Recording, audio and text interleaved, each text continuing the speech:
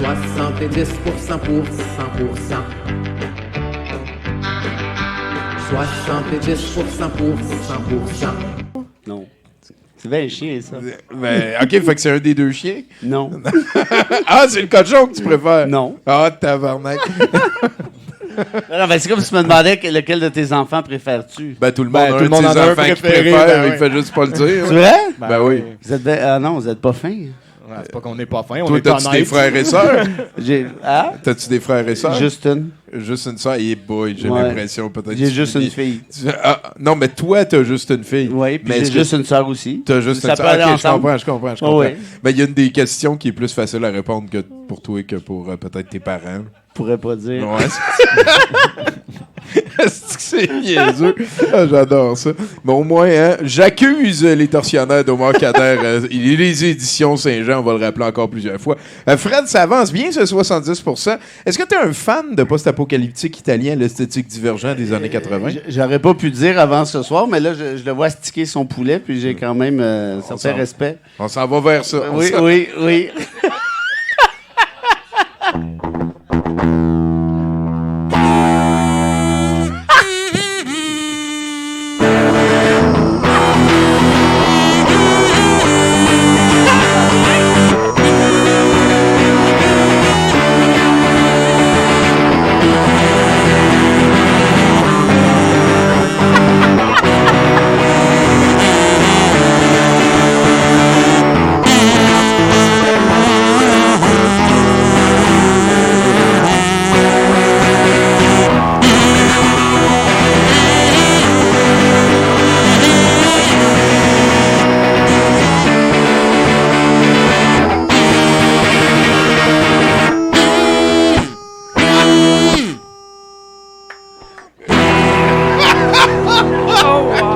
Hey, une bonne main d'applaudissements, Céline et René, puis keep it going pour Florence Payette, mesdames et messieurs. Allô. Salut Florence. Allô? Ben oui, ça fait plaisir de te revoir. Ben oui, ça fait plaisir d'y revenir.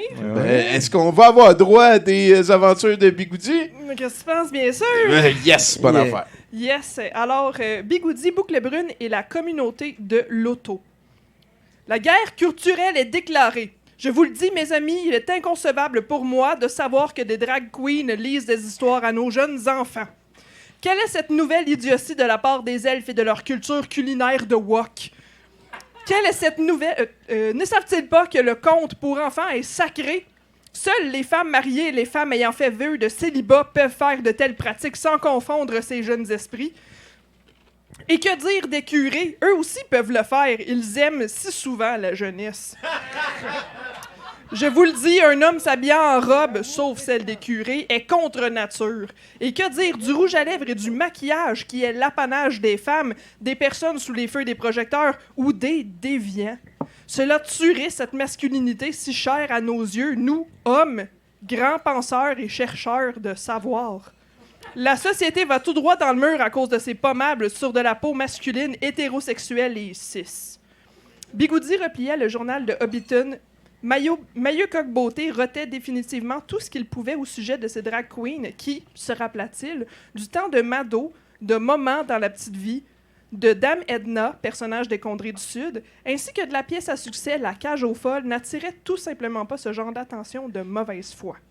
C'était comme si toute la droite conservatrice Hobbit y mettait du sien pour faire peur en pointant des hommes de paille ou pour diluer les efforts de la gauche qui devait redoubler d'ardeur pour à la fois calmer le grand public en leur rappelant qu'ils dormaient bien avant que quelqu'un mette des mots alambiqués sur une picadille et devait aussi contre-argumenter, ce qui rendait la tâche d'autant plus colossale que Maillot Coq-Beauté avançait des énormités et des énoncés farfelus à chaque 2 phrases. Cela le découragea au plus haut point. Il mit de côté son café viennois et regardait la tablée de l'auberge Gargantua dans le petit village de Bourg-l'Aïeul. On lui avait préparé des tartines fraîches avec du fromage fouetté, des tranches de saumon fumé tout droit venu de Minas Truite, accompagnées d'un gouda vieilli, un émental des comtés elfiques, un brie crémeux, un bleu au goût très prononcé, un cheddar vieilli, ainsi qu'un petit cendré à ne pas piquer des hannetons. Le tout sur un plateau de raisins verts et rouges. Il y avait des petits pains briochés, des baguettes moelleuses, des croissants et des chocolatines. Y a-t-il des Français dans la salle? C'est des chocolatines. Ça donne faim, par contre. Yes. Ainsi que des pains au levain, des pains au raisin et quelques shortcakes au citron et muffins au son et raisin. Dans une autre petite assiette se trouvaient des scones avec de la crème de Devon, des confitures de framboises, de bleuets, de fraises et d'abricots. Il y avait aussi des sandwichs au concombre, de la crème de patate douce, des croquettes de légumes au fromage, des sandwichs au poulet et curry, en plus de quelques bouchées au riz et thon mayonnaise, des bouillons de légumes et algues, ainsi que quelques petites croquettes de poulet panées sur riz blanc. Il y avait quelques petites tires éponges, des biscuits aux brisures de chocolat au gras de bacon. Manquait les desserts. Wow. 2 biscuits véganes au son et banane et une merveilleuse tarte aux cerises rouges et chocolat noir. Grandulf entra dans la pièce et de Bigoudi en hâte. « Bigoudi, prenez vos effets personnels, nous devons partir immédiatement. »« Que se passe-t-il, Bigoudi? Que se passe-t-il, Grandulf? »« J'ai enfin trouvé l'anneau de pouvoir de Gros Con. »« Gros Con? Le seigneur des ténèbres? Celui de la désinformation charmante, de l'illogisme et de la haine? »« Oui, mon cher. »« Seigneur Grandulf, que doit-on faire avec cet anneau? »« Nous devons le détruire, Bigoudi. Oui, nous devons le détruire. Mais nous ne serons pas seuls. J'ai appelé Laurent Gorne du Vernet-Tardif pour nous aider. J'ai aussi fait appel à 3 autres ticus, un grand slack qui communique avec les oiseaux et qui aime les triscuits, une personne de petite taille un peu grognonne pour nous aider, ainsi que Garou, la seule personne qu'on a trouvée qui ressemble vaguement à Sean Bean puis qui est willing de venir avec nous. OK. Make Garou great again. Hashtag. OK, on s'en va où? À la seule montagne où l'on puisse détruire cet artefact maudit. À la montagne du festin, loin dans les contrées des intertoiles, très creux dans les landes de l'infernet. Allez, prenez vos choses et venez avec moi. Nous nous rendons chez le grand maître elfe El-Carré en premier lieu. Bigoudi finit de faire son sac et prit des encans en 4 vitesses. Il se déplaçait avec ses casseroles sur le dos, brinque-ballante de gauche à droite, faisant un boucan infernal qui aurait pu limoger un président français de ses fonctions. Je dis ça, je dis rien. Grandulf et Bigoudi prirent un chemin alambiqué vers les bois elfiques du nord. El-Carré et sa compagnie se trouvaient au-delà des forêts du Gondor. Après moult mois à voyager et à festoyer sur les routes de la Terre du Milieu, ils arrivèrent devant l'entrée des bois menant à Selcomble. C'est alors que retentit un cri strident. « Tadros! Tadros! C'est conspiré Gollum. Oh, C'était conspiré Gollum. Voyons, hostie, il est bien gossant, s'écria Bigoudi, franchement tanné de voir cet être vil montrer le bout de son nez. Cachez-vous, lui intima Grandulf. Nos 2 compères se précipitèrent dans un buisson touffu à l'entrée des bois. Pour y entrer, Grandulf et Bigoudi le savaient, il fallait faire preuve d'intelligence. Une énigme complexe que seuls les elfes pouvaient avoir fait protégeait l'entrée des intrus. Au-dessus de dense végétation se lisait, de manière très grossièrement traduite sur un panneau, « Faites une pastèque et entrez ». Conspira Gollum s'arrêta net. « Tadros! Tadros! Maudits elfes, mes précieux, ils le savent! Ils font partie du nouvel ordre mondial! Tadros! Tadros! Ils ont dévalorisé mes précieux Dogecoin! Tadros! Mes Dogecoin! Mais je leur volerai l'anneau des Dogecoin! Je leur apprendrai à ces moutons, je leur apprendrai que le vaccin était un leurre, que les Dogecoin sont l'argent du futur! Pour Elon Musk! Tadros! Tadros! Puis il recula. Personne n'aime conspirer Gollum. Je pense que lui, ça me pas non plus. Puis il recula encore et courut du plus vite que ses viles petites jambes puissent courir et se roula en boule comme une pastèque lancée à toute vitesse. Soit c'est un génie, soit c'est un con, pensa Bigoudi. Puis, comme une pasquette lancée à vive allure sur un mur, Conspira Gollum s'écrasa de tout son être sur le mur végétal. Abasourdi, il demeura un instant par terre.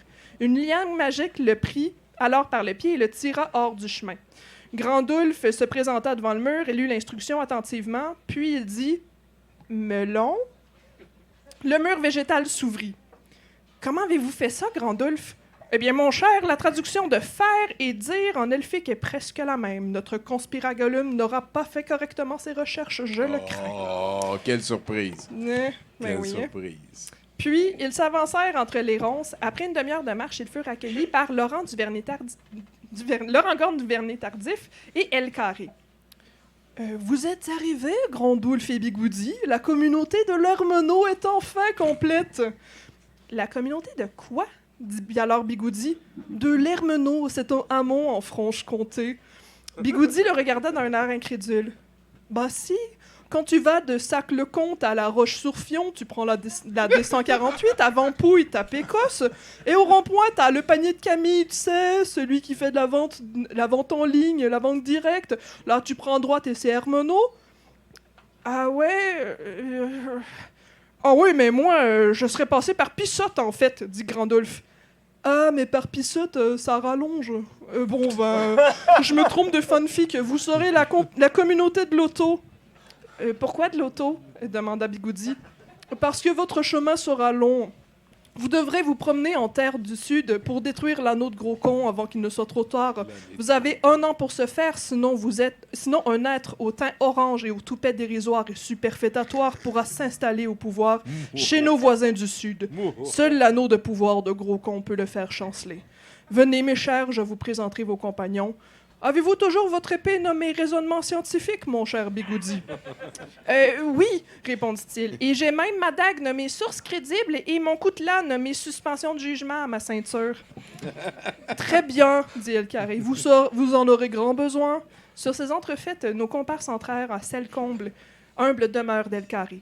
Suite au prochain chapitre. Wow, ouais, merci beaucoup. Bravo! Florent. C'est un plaisir de la revoir. C'est hot, hein, parce que c'est plein de throwbacks des anciennes chroniques. Là. On sent que c'est une aventure importante pour Bigoudi. Est-ce que tu es un fan de fantasy, toi, Frédéric Bérard? Non, mais j'ai beaucoup aimé la chronique.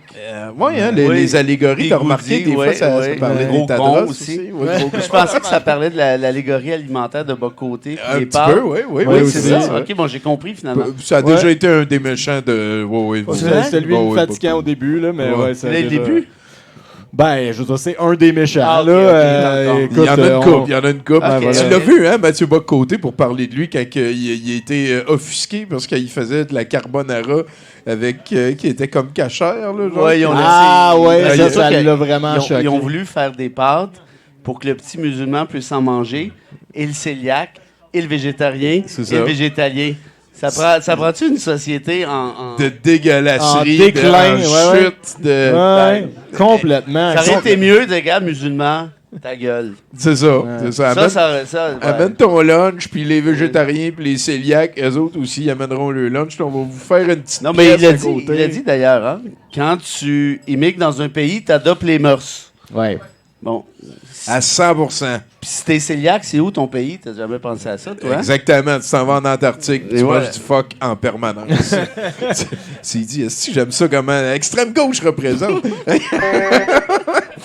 Hey, let's go, on passe au prochain. Ouais, on n'a pas rien que ça à faire.